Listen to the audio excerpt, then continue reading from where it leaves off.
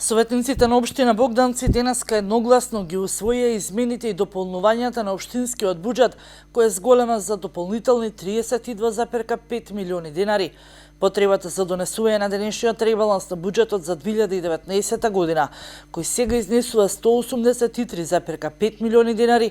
произлезе поради одобрените средства од страна на Агенцијата за финансиска поддршка во земјоделството и руралниот развој за реализација на повеќе проекти во општината.